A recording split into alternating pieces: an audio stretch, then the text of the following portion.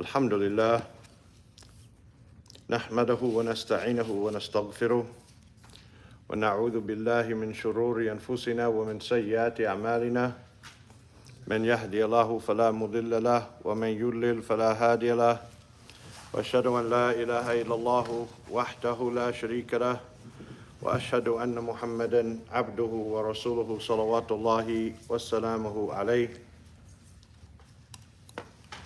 أما بعد فإن أصدق الحديث كتاب الله وخير الحج حج محمد صلى الله عليه وعلى آله وصحبه وسلم وشر الأمور محدثاتها وكل محدثة بدعة وكل بدعة ضلالة وكل ضلالة في النار أما بعد. Then inshallah ta'ala, tonight's class will be inshallah quick, inshallah easy, and inshallah it will be a muqaddimah. It will be an introduction to future classes. It was requested by one of the brothers in the masjid that we talk about some of the issues pertaining to the masjid and coming to the masjid, due to what he saw of some mukhalafat or some discrepancies or some things which are not befitting for the Muslim to do when he's in the masjid. And there are many. And this class tonight, inshallah ta'ala, will be as if we are reading the table of contents of a book. There is a book called Adab Hudur al-Masajid, or Ahkam Hudur al-Masajid. Ahkam Hudur al-Masajid, the rulings of attending the masajid, written by our Sheikh Abdullah ibn Salih al-Fawzan. And this is the same thing that you brothers might see when you look at that back wall, those two tall posters. These flyers are the exact same text, the exact same nas that you find in there in Arabic and English is this here.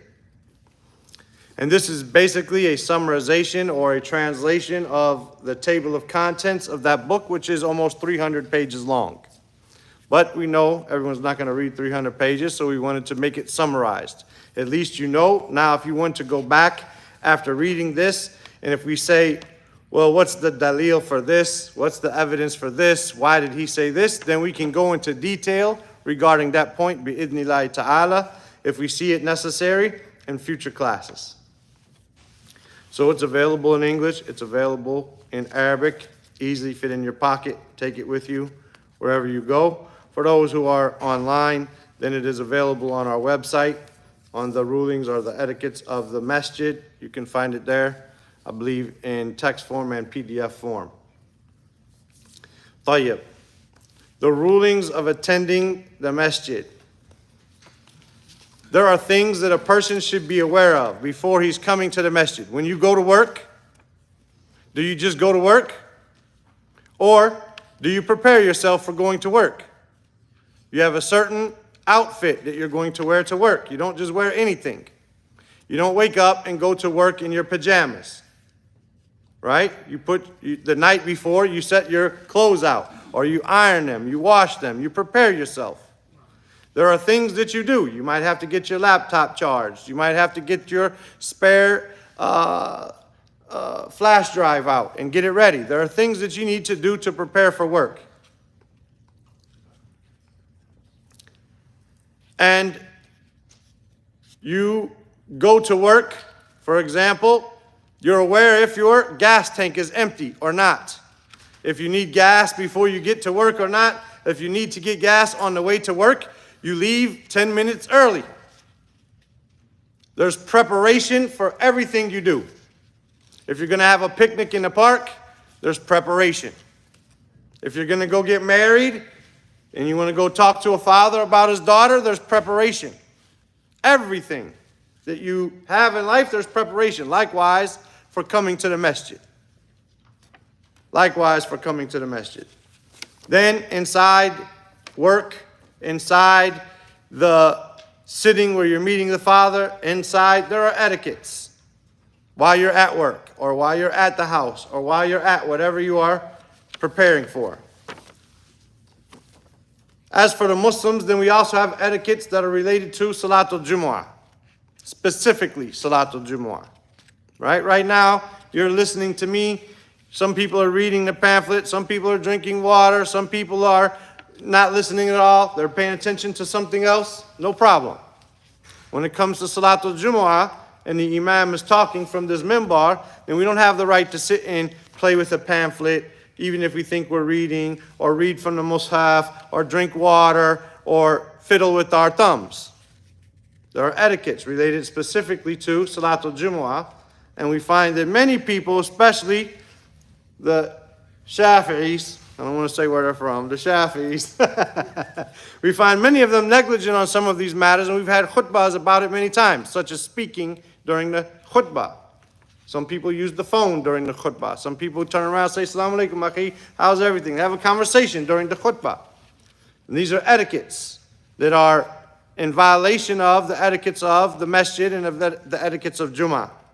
And then, likewise, there are etiquettes related to the women. So my goal today is just to go through this pamphlet quickly, inshallah ta'ala. And if there's anything that anyone doesn't understand and needs more concentration on, then those are the topics we'll have for the future weeks, bi'idhnillahi ta'ala. So you can have an idea of what we can talk about. Tayyib. What to do before leaving for the masjid. What to do before leaving for the masjid. The first thing it says is go to the masjid with the best appearance. When you go to work, you don't go to your work in pajamas, like we said. Sometimes we get up and we just put on anything and come to the masjid, right? If we're in the park and we're playing soccer, we're playing badminton, we're playing cricket, we're playing whatever it is, and then we got to go to work, we make sure that we have our work clothes in the car so that when we leave early enough that we can rest, stop sweating, clean up a little bit, put our work clothes on, and show up at work on time. We don't keep playing to the last minute and just show up late in sweaty, dirty clothes. Likewise, the masjid. We're out and about, we're working, we're doing things, we're busy, we're playing, we're sleeping, whatever it might be. It's time to come to the masjid. We know what time the salat is. We know what time the iqamah is. The iqamah is 20 minutes. After every prayer, except Maghrib and Isha, is 10 minutes. So we know what time we have to be here, if we're going to be here on time. Right? And if you want to know where your position is with Allah, then look at your position with the salah. This sirat al-mustaqim is on the day of judgment. The sirat that you're going to have to pass over the hellfire is directly related to the salat that you're on now. Are you praying on time? Are you in the masjid? Are you with the people? How straight are you according to this salat is how straight and how easy it's going to be for you to pass over the sirat on the day of judgment, as well as other things that we have to pay attention to. So we want to make sure that we prepare ourselves before salat. Number one, by making wudu. Why should we make wudu at home when there's a brand new wudu station in front of the masjid? Right? Because if you make wudu at home, as the Prophet ﷺ informed us, and then you head to the masjid, you will get rewarded for every single footstep you take to the masjid. Every footstep, a hasana or a daraja. And every other footstep, a removal of sins. But it's conditional on making wudu before you leave. Right? So the wudu is there in case you break wudu on the way. The wudu is there in case there was no water where you were. The wudu is not for just, I'll make it at the masjid. Because you lose out on a lot of ajr, a lot of rewards. And it's not just some rewards which are make-believe. Some non-physical pile of something that we'll see on the day of judgment only. Rather, these are blessings and levels that Allah can raise you in this life as well as the hereafter. So you might wonder why my life isn't right. Maybe Why could it be better? How could it be better? Maybe by just making wudu before you come to the masjid. Something so simple could elevate you with Allah Azza wa Jal and have Him give you more in this life and the hereafter. So we want to, number one, make wudu before coming to the masjid if at all possible. Number two, like we said, you're not going to go to work in your pajamas. Don't come to the masjid in your pajamas. Right? Come to the masjid in your best clothes. As Allah subhanahu wa ta'ala says, خُذْ زِينَتَكُمْ إِنْدَ كُلِّ masjid. Take your beautification at every masjid, meaning at every place of prayer. Masjid here means every place of prayer. So you should come to the masjid with good clothes. Would you go to your wife? Would you go to visit your future wife or possible wife wearing your pajamas? Or would you get up early, make sure you had gas? If your chick told you to be there at 1, you're going to be there at 1, right? You're going to be there at 12:55 waiting outside, looking in the mirror. What am I going to say? Making sure that your nose hairs are all cleaned up. Make sure you put on a little extra cologne, right? Because you want to get married. Here you come, you stand before Allah Azza wa Jal. The malaika are present. The angels and the malaika send salat upon the first saf, and so on and so forth. Why would you not want to come in your best presence, in your best appearance? A person should cover, or a man should cover his thighs, his knees, and his shoulders.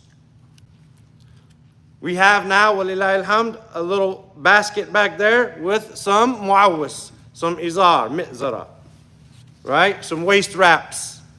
So if someone comes in shorts, then they can take one of those, wear it during salah, and at least their aura will be covered.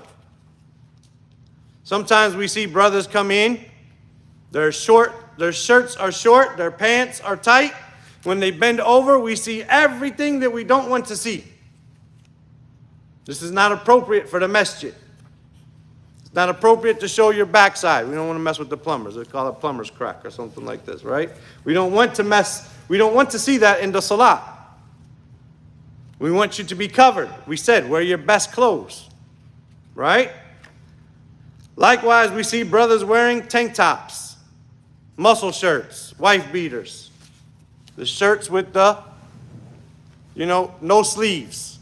It's just a thing right here. Your shoulder should be covered from your neck to the end of your shoulder. There's a short sleeve shirt, right, that covers like this. There's short sleeve thobe sometimes, a sleeping thobe or something. But this should be covered.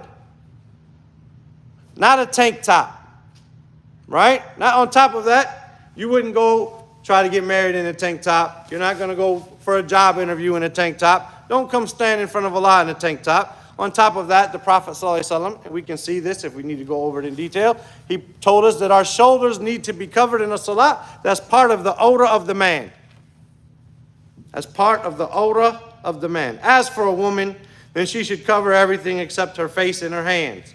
Her feet are included in what should be covered. A woman should cover her feet in the salah. Her feet should be covered. If, when she goes down into sajda or something, the bottom of her feet become exposed, that's different. But to just walk in with a short garment, her feet already exposed, then this is a deficiency in her salah, and is definitely something that should not be done.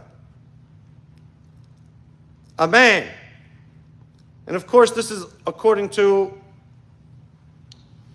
culture or common practices, but a man should have his head covered as much as possible. Right? In the Muslim world, almost every country, a man wears some type of garment on his head. A taqiyya like this, or a shamag, or a gutra, or an imama, a turban. He wears some type of thing on his head. Right? And even in America, if you were to look back into the 30s and 40s and 50s, if you were to look at old pictures, they would wear a hat when they would go outside. Even when they would go to a ball game. Imagine how they go to ball games today. A St. Louis Cardinals baseball game. They got on shorts. They got on anything. They just look like a bunch of bums, really, right? They real casual. If you look at an old picture when they used to go to these types of sporting events, they would be in suits and ties with a cap on. They used to go out looking presentable. They didn't go out looking like they don't own anything, like they're poor. They went out looking presentable. They were in front of people. So if at all possible, a Muslim should have his head covered, right? If at all possible. And a person should avoid bad smells, right? He should avoid onions and garlic and leeks and things like this. Cigarettes, right? There's hadith about onions and garlics and leeks. And cigarettes smell even worse than that, right? And the Prophet ﷺ used to have a person, if he came to the masjid, he would say, don't come to the masjid if you have eaten these things, meaning if you smell like this. If it's cooked and the smell is not there, no problem. No one can tell you ate garlic. No one can tell you ate onions or leeks. No problem. If everyone knows that you had garlic bread with spaghetti because they smell the garlic on your breath, then do not come to the masjid. And the Prophet ﷺ would have people removed from the masjid if they came smelling like that. If they came, he would say, take him out of the masjid. So do not come stinking. Don't change your oil. Smell like dirt and oil and grease, mechanics, right? And come to the masjid, right? And I'm messing with Muhammad, right? So don't come like this to the masjid. And he doesn't, walillahi alhamd. Wear perfume. Wear some oil. Wear some atar. Put on some bukhur. Burn some bukhur. Smell good when you come to the masjid. Right? Brush your teeth with siwak, or just brush your teeth in general. Keep your mouth fresh. This is something the Prophet ﷺ did. He said, if it was not for the fact that I would cause a difficulty on my ummah, I would have made it obligatory for them to use the siwak, meaning to brush their teeth, at every salat. Tayyib. This is our outward appearance, right? Next, we should be eager to perform salat in the masjid, especially if you hear the adhan. Now, our problem in the West is we mostly live far away from the masjid. That should change. Wallahi, every one of us have probably traveled to a city, even in America. You know? And you go there and you see all the people walking home after Jummah. People walking, you see sisters with their kids, brothers with their kids and their wives walking home from the masjid after Jummah. You're like, mashallah, that's nice. I wish I lived in a city like that. But yet, when it's time to move close to the masjid, we don't move. Right? This neighborhood is not going to change, and then we move into it once it becomes nice.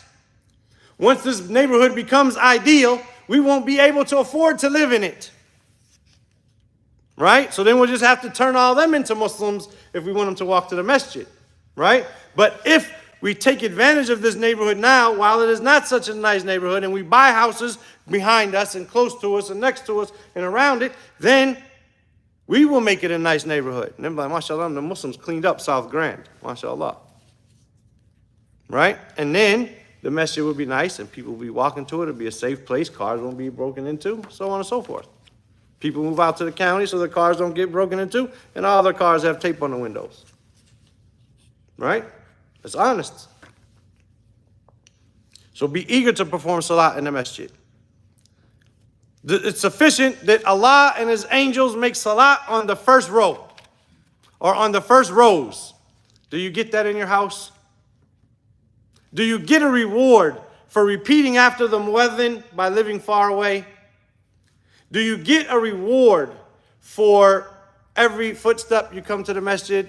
Do you get an evil deed removed by every footstep coming to the masjid by praying at home?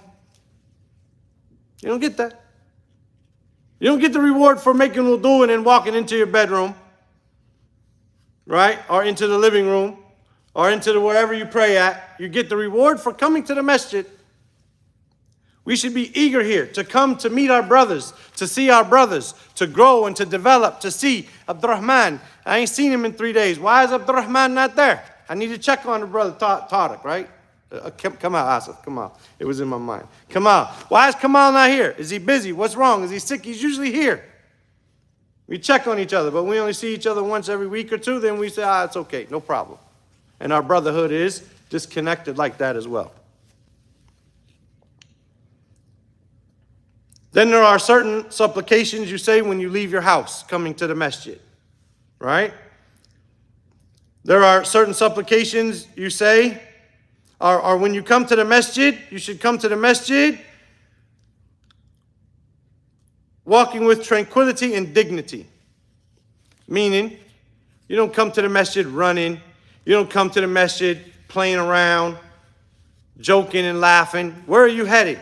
You're headed to the masjid. You made wudu so you could come to the masjid, so you could pray to Allah Azza wa Jal, so that you could have a good deed with every step and a sin removed with every other step. So you want to come with dignity. You're in prayer while you're coming to prayer. From the time you leave your house to the time you pray, while you're coming, it's as if you're getting the reward of prayer. So you don't want to be acting a fool, laughing and joking and turning left and right and doing this and that. You want to head to the masjid with a purpose.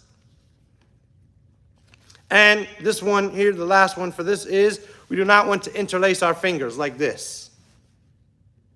From the time we make wudu and head to the masjid, like this, until the salah is prayed. You do not want to interlace your fingers. That's the seat of shaitan. Right? So this can stop the reward, like passing gas would stop some of that reward, right? Likewise, interlacing your fingers. And there are all hadith on this. We go over it, inshallah. I'm just trying to make a brief overview, inshallah. Okay, now we're in the masjid. Right? You should remove your footwear, and I say, and place them in their proper place. Right? Place it in the proper place. Not just throw them anywhere, but put them in their proper place. We have people who can come into the masjid who have canes. We have people who come in the masjid maybe with a wheelchair. If he wants to go into the bathroom, and we have 2 handicapped bathrooms with wide halls, big doors, big rooms, and they can't get in because there's a pile of flip-flops in front of the doorway. Instead of saying, I see that new little rack right there, why don't I take them and just set them to the side? How hard is it?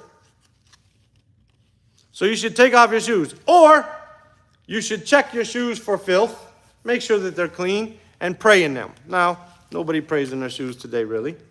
I wouldn't stop someone. If they came in and they checked their shoes and they were clean, I would not stop them from praying.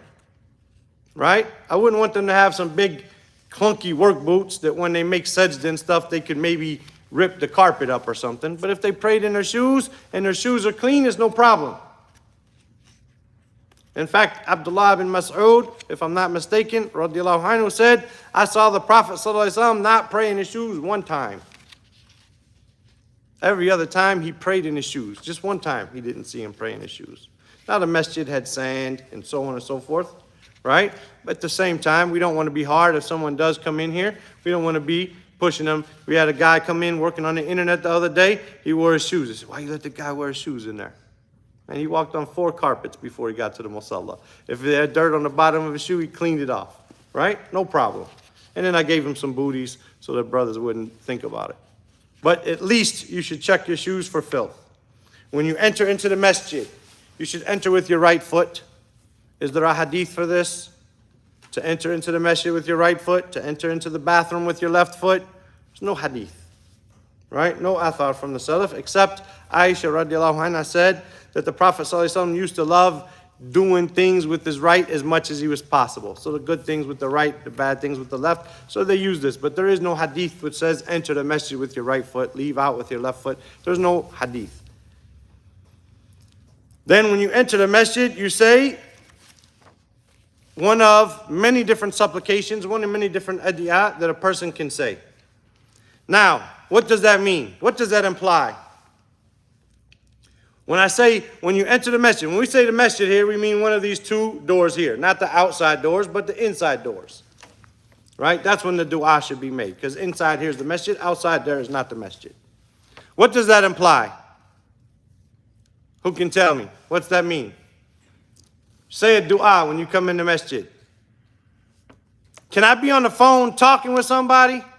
Can I be walking with my buddy, chatting, all the way from the parking lot into the musalla and say the dua? No.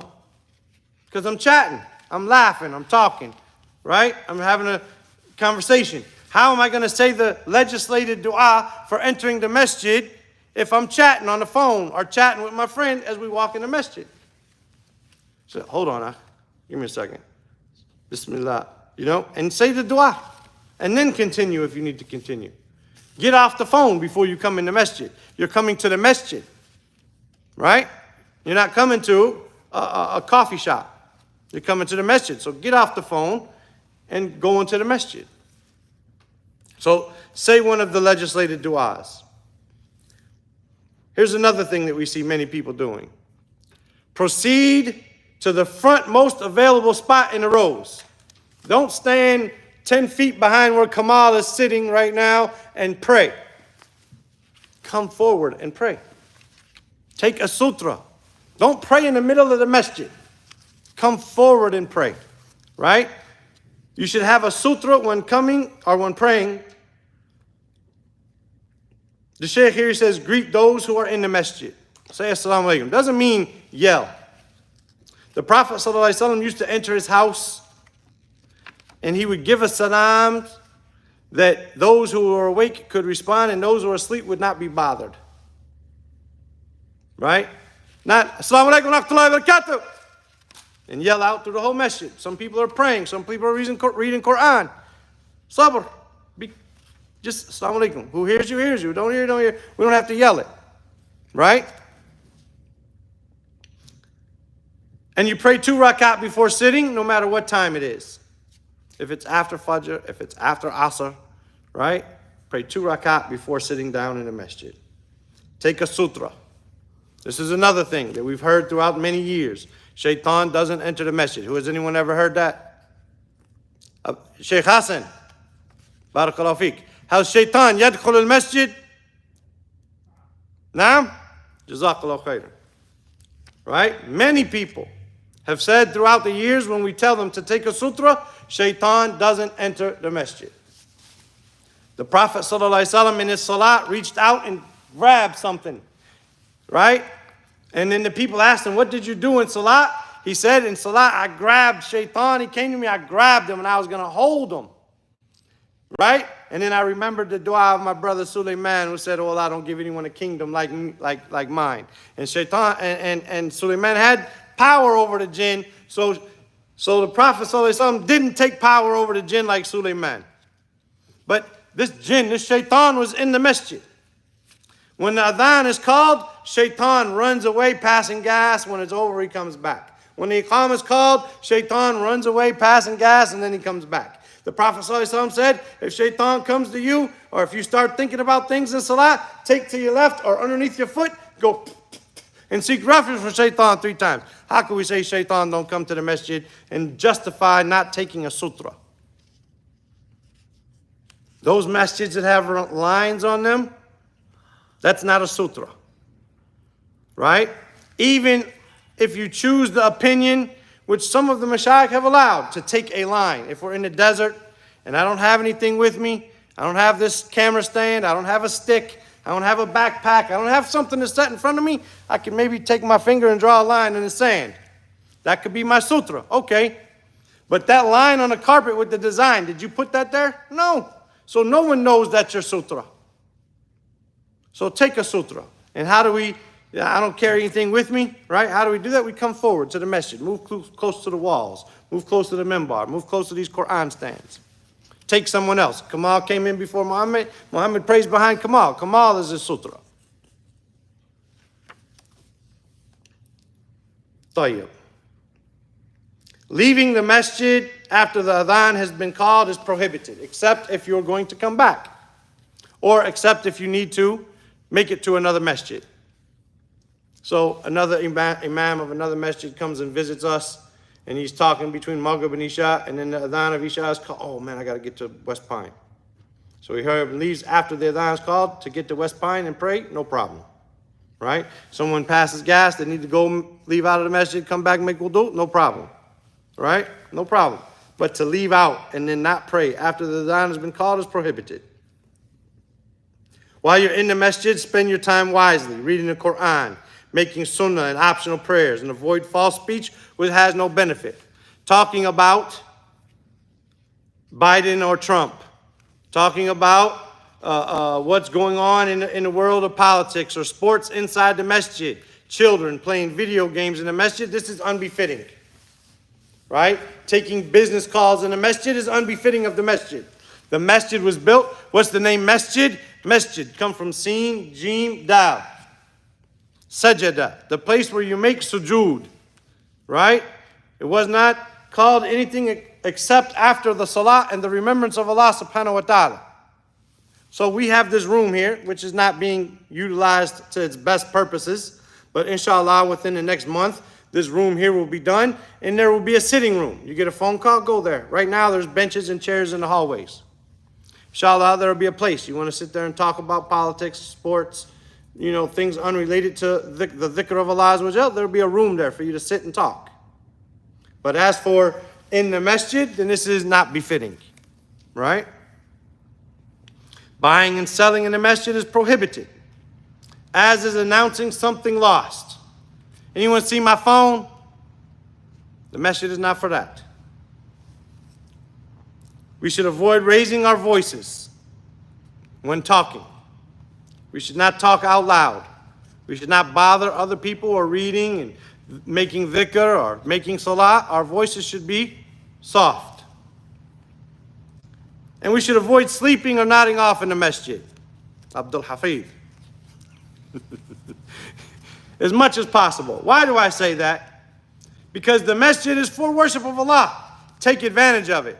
The rahmah that you ask for while you're in here is not out there. That's why you ask, oh Allah, open the doors to the rahmah for me when you come in the masjid. It's not out there. The rahmah is in here, right? That you're asking for. You ask for the fadl, the bounties out there. And here you're seeking refuge from all the dunya stuff in here. So you should try not to use this as a place of forgetfulness and heedlessness. Sometimes we may get decaf in here. Sometimes sleep overtakes us. Sometimes we're working hard. We sleep in the masjid, no problem. It's better than being out there in the dunya. But we should not come here just to sleep and therefore lose the rewards that could be found in this place that are not found in other places. When we line up for salat, we should complete the first rows first. We do not pray behind in a row by ourselves unless there's no other room to join. Another thing we see people do, and not just, these are not things that we just see in Grand. We see these places all over the world. Join the imam in whatever position you find him in. Whatever position if you see the imam in sajda, join him in sajda. Don't say, oh, I'm going to wait for him to stand up. That rakat don't count for me anyway. How do you know the next one's going to count for you? How do you know Allah's going to accept the next one? You don't know that. Maybe that sajda that doesn't count as a rakat for you is what Allah accepts from you, and He don't accept the rest. You don't know what He's going to accept or not accept. So whatever position you find the imam in, join him in that position, even if it doesn't count for you. It's still salat. Yes, I have to make up that rakat, but I'm still in salat. I'm still worshiping Allah. What else are you going to do there? Wait for 20 seconds? Wait for 30 seconds, as some people do, to see he's in tashahhud. I don't know, maybe he's going to stand up. I don't know what he's going to do. I'm just going to wait till he stands up and keep looking at my phone until that's no benefit. You came to the masjid for salat, not to check your email. Join the imam in whatever position that you find him in, whether he's standing in ruku' or in sajda or in jalsa. Do not bother other worshipers by stepping over them or squeezing in the rows or raising one's voice with the recitation or other speech. So someone's reading. He's reading Quran. Someone else comes next to him. Ar-Rahman, allama al-Quran, khalaqat akhi. I'm in Baqarah. You're in Ar-Rahman. I can't read both. You see what I'm saying? Lower your voice, right? Where you're not bothering anyone, even if you're sitting next to each other, right? Lower your voice. So if I can't bother you with Quran, I definitely can't bother you with other speech. Don't pass in front of those who are praying, whether they have a sutra or not. Right? It's not permissible to reserve a space in the masjid. Like, that's always my space. Don't sit there. That's my space. Somebody comes, sees someone sitting there, hey, akhi, that's my space. No. It's different. Labib has a little chair that he's sitting in right now. He goes to the bathroom, takes an important call or something, comes back. That's his space. But to come put it there at Asr time and leave it until the Dars at Maghrib, no, that's not your space, akhi. You can't reserve spaces like this. The person who is junub, he has sexual defilement. He should not remain in the masjid except in a case of necessity. Right? So a person who is sexually defiled, right, from a wet dream or intercourse with his wife, he should not stay in the masjid except in necessity. And if he has to be here for some reason, now he can come in and go out that door. Right? Go in one door, go out the other, pass through, or whatever. Come in here, get something from the imam in the office, and leave back out. No problem. But if he's going to stay here for some important reason, then he should at least make wudu in order to lighten the filth that he is in. Right? So at least he lightened it. We should keep the masjid clean from dirt at all times. That's why we don't want people eating in here. That's why we're trying to clean up the warehouse so that there could be Ramadan and wala'im. There could be parties or, for weddings and aqiqahs and stuff like that over there. And that there will be no need for food smells in the masjid and no need for crumbs and stuff like this. Right?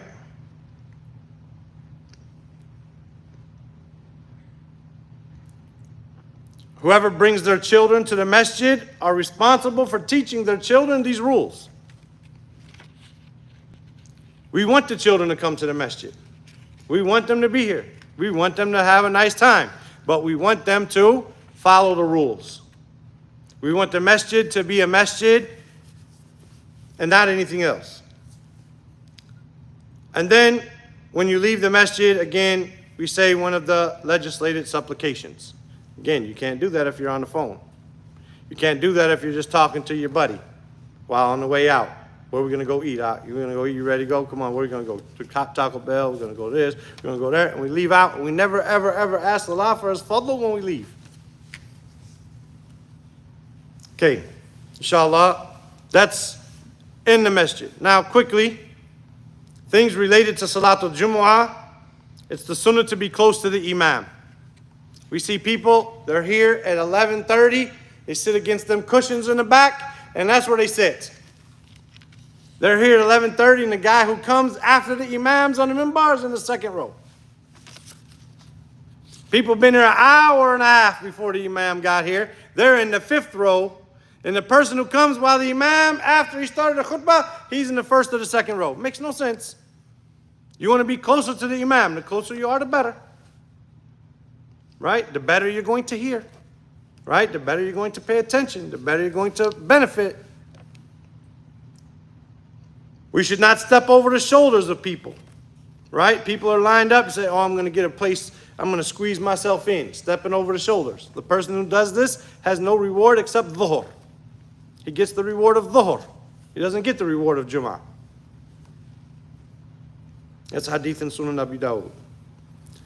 While you're here, busy yourself with dhikr while you're waiting on the imam, recitation of Quran, and salat until the imam appears. Not just talking. It's permissible to talk. It's permissible to chat. I ain't seen Kamal in forever. I ain't seen Mujahid in forever. And we're talking. No problem. But every time, every week, that's all we do. This is our meeting spot. This is our, no. We came here to worship Allah Azza wa Jal. Take advantage of the place, the house of Allah. One must be silent and listen to the khutbah, as I said. We gave khutbahs about this a number of times. You have to be silent. Whoever talks during the khutbah and the imam is speaking, faqad lagaw. He has committed lagaw, and he doesn't get any reward except dhuhr. Someone has these paper and he just does this during the khutbah. Just plays with it. He's not talking, not bothering anybody. Faqad lagaw. Sit there and go.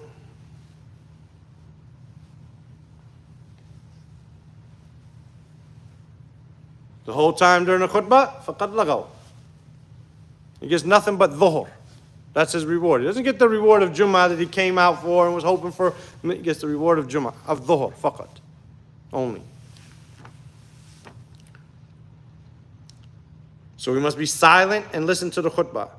The khutbah is much more emphasized than the 5 daily prayers, to the point where, in actuality, there should only be one Jummah in the city. There should be a jami', masjid jami', which gathers the people, and there should be one khutbah. In the time of the Prophet ﷺ, there were other masajid. Mu'adh radiallahu anhu used to pray with the Prophet ﷺ, Salatul Isha, and then go lead his people in Isha. There was more than one masjid. But Jummah time comes, there's only one khatib. We don't know anybody gave the khutbah while the Prophet's giving the khutbah. Everybody comes and benefits from the one imam. That's how important the message is. That message of Tawheed that we got today, that warning of the hellfire, the advice and admonition to take advantage of the 10 days, the whole city needs to be aware of that. Right? And be gathered together in one body. So, we should listen at least. Since we have many Jummahs, we should at least listen. When the khatib makes dua, we shouldn't raise our hands. There's one exception. Anyone know that exception to raising the hands? Huh? Makes dua, huh? If someone greets us, maybe like says Assalamu alaikum. While the imam is making a khutbah, just ignore him. But when he makes the khutbah and he's making dua in the khutbah at the end. Allah, no, when he's saying the dua in the khutbah. Today, you know, Allahumma salli ala Muhammad wa ala ali Muhammad kama sallaita ala Ibrahim wa ala ali Allahumma izzat al-Islam wal-Muslimin. Then you make these du'as at the end of the khutbah, the first half and the second half. Should we raise our hands? No. Right? It's only legislated to raise your hands in the dua if the imam is asking or praying for rain. If the imam makes dua for rain, then he raises his hands and you raise your hands. Likewise, we shouldn't say Ameen. Oh Allah, give honor to Islam and the Muslims. Ameen. Oh Allah, give honor to Islam and the Muslims. Ameen. Oh Allah, debase the shirk and the mushrikeen. Ameen. No, just be silent. He says, Allahumma salli ala Muhammad wa ala ali Muhammad. Right? We're silent. It's not the time to say sallallahu alayhi wasallam. Not the time to say Ameen. You're supposed to be quiet in the khutbah.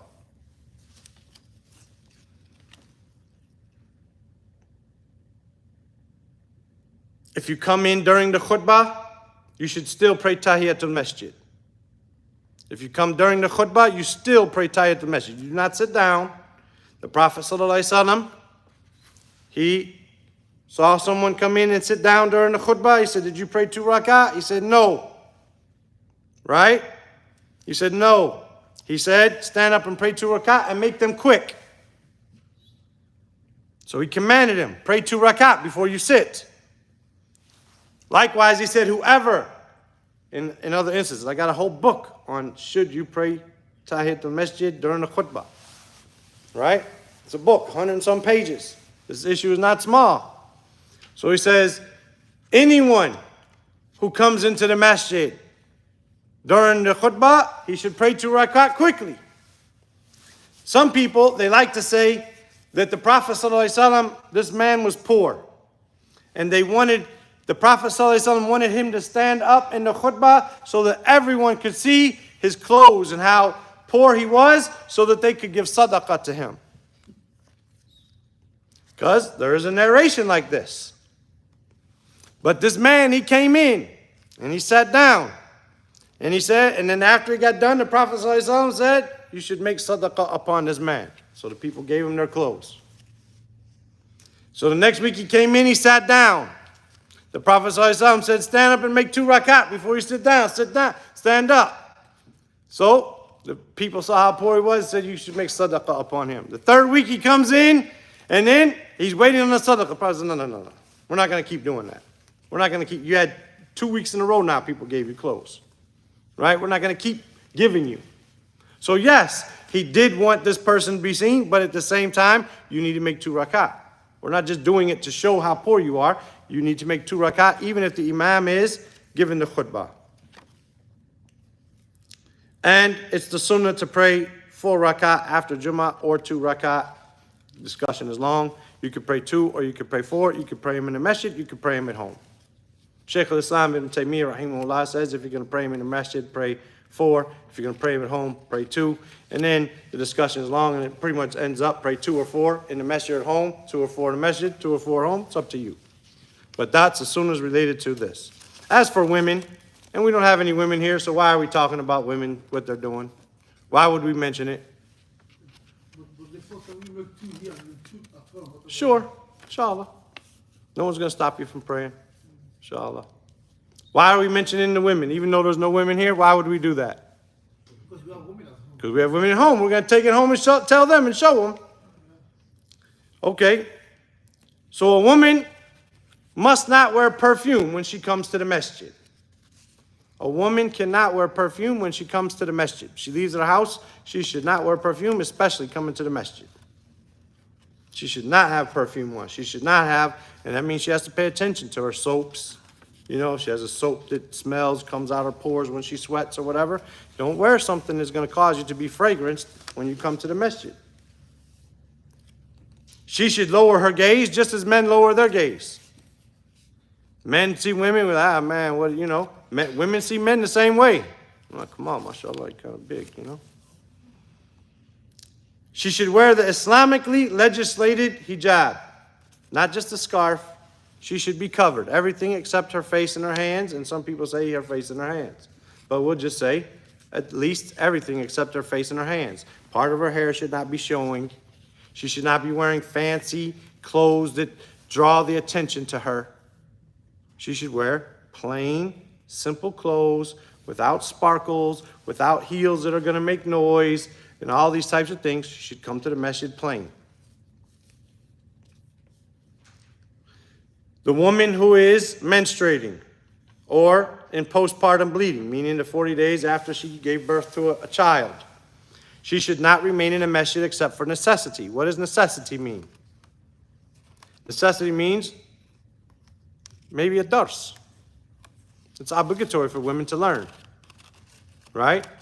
Alhamdulillah, things are online now, so maybe she doesn't need to come. But maybe she needs to come, right? Maybe she needs to come learn. So she can come to the masjid, even though she's in her menses, and even though she might be in her postpartum bleeding, nifas. Now, some people say, no, she can't come during that, right? Okay, there's a difference of opinion amongst the scholars. Don't force mine on me. If I'm in hayd or nifas, right? If I have menses or postpartum bleeding, and you don't come, and I do come, for example. I do come to the masjid. And you don't come to the masjid when you have it. I'm going to say, sister, why you ain't coming to the masjid? That don't mean nothing. Just because you got menses, you still need to be here. I'm not going to force it on you. Likewise, don't force it on me that I shouldn't be here. Difference of opinion. You don't want to come, don't come. It's not for the sisters to command the good and forbid the evil upon each other like that. They can talk about the issue. They can debate the issue with manners, but they can't force each other. Sister wants to come, come. Sister don't want to come, don't come. She must not mix with the men, not on the way to the masjid nor in the masjid. A lot of people have a problem with this screen here. A lot of people have a problem with the curtain that we had before when we used to leave it open, right? They have a problem with that. Oh man, there's no partition between the men and the women. I can see the women. I don't know if my wife is over there or somebody else's wife, unless they're tall or short. Then I might know the difference. But you can't see who they are. And I shouldn't be looking that way. And on top of that, you go out in the parking lot and you have a conversation with them next to their car for 10 minutes. So in the masjid, I can't see her, but I can talk to her face-to-face in the parking lot.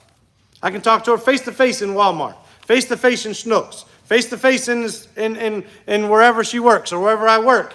But in the masjid, she can't be behind me and I can't see her shadow. That makes no sense. This partition is left like this. And this is the most that we ever want to do, inshallah ta'ala, because the women need to be able to see the rows of the men. We take West Pine, for example, Masjid Bilal. If the microphone goes out, what do the women do? Do you know the fiqh of the women? You don't know the fiqh of the women, so your woman doesn't know the fiqh of the women for sure. Because you're more knowledgeable than your wife. You see what I'm saying? So if you don't know what the women should do, she definitely doesn't know what she should do. And we've been in West Pine before when the electric has went out. The women don't know what to do. Should they make one of them a leader? Should they pray individually? Should they start over? If the woman comes in the middle of salat and the imam says, Allahu Akbar, is he going into ruku'? Is that takbirat ihram? Is that takbir for going to sajda, for coming out? She doesn't know what's going on. Some people say put a TV. Man, what are we going to do? We're just going to keep doing this, and what if the TV goes out? We've seen it before where the TVs go out. Some people say put two-way glass. Everything you do, there's a problem. I know brothers in New York, they put two-way glass, meaning a mirror. Here, it's a mirror for the men. The women can see through it. The women can see through, but for us, we see a mirror. Right? You can do that. MashaAllah. They can see us. We can't see them. That's great, right? One brother went up there. He was fixing his nose like this, fixing his nose. Brother's getting mad because the sister's got to look at the brother picking his nose in the glass. You know, another brother comes up, he looks at himself.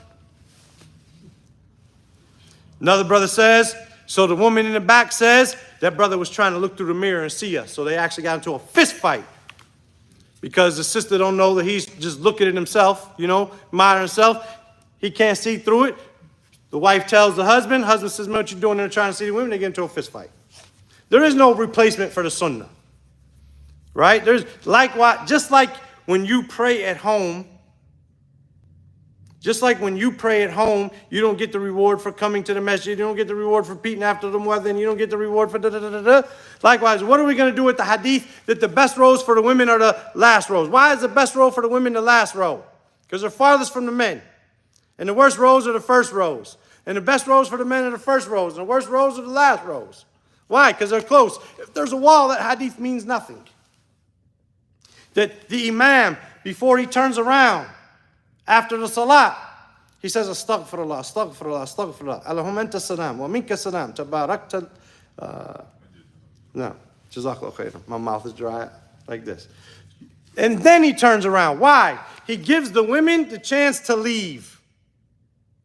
We don't have that hadith if they're not there. Right? You wait for the women wait for the men to rise up because maybe they see something because they only had one garment. All of these things, all of these hadith have no relevance if we just separate the women. And if we can't have taqwa in the masjid, if we can't fear Allah in the masjid, how are we going to fear Allah outside of the masjid? So putting on these extra rules is unnecessary. Jazakallah khairan. The best rows for the women are the last rows. The women should not line up here. They should line up in the back. And then they should move forward. As the rows get more, they come forward. She should not raise her voice in the salat, in her recitation, not in saying Ameen or in correcting the imam. Rather, if the imam makes a mistake, she claps. And she should leave the masjid before the men, and she should not crowd the pathways or the doorways of the masajid. Alhamdulillah, we have different doorways and this and that, so we're good. This is in general, inshallah. If there's any particular thing that we think we need to address in detail and show the evidences, then just tell me, whether through the group or whatever the case is. And inshallah, next Friday, we can talk about some of these things in detail. But this review, inshallah, is good for us, especially if we share it with others. And if we memorize the evidences and so on, it'd be even better if we cover them and we know. Such as the dress, wearing the tank top. Saw some eyes, huh? Can't wear a tank top? Okay, let's talk about that. Whatever the case might be, the hijab of the women, right? What does it mean about talking during Jummah? We can discuss all of these matters, inshallah. Whatever brothers want to do, inshallah.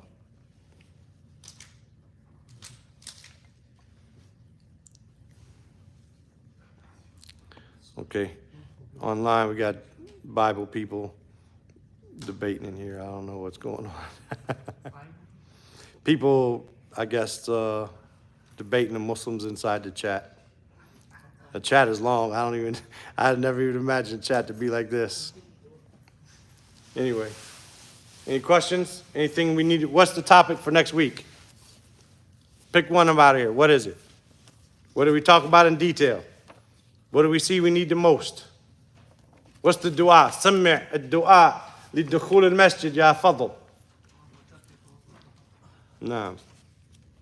الدعاء لخروج من المسجد. Is it only as short as that? Like, It could be short or it could be long. There's more.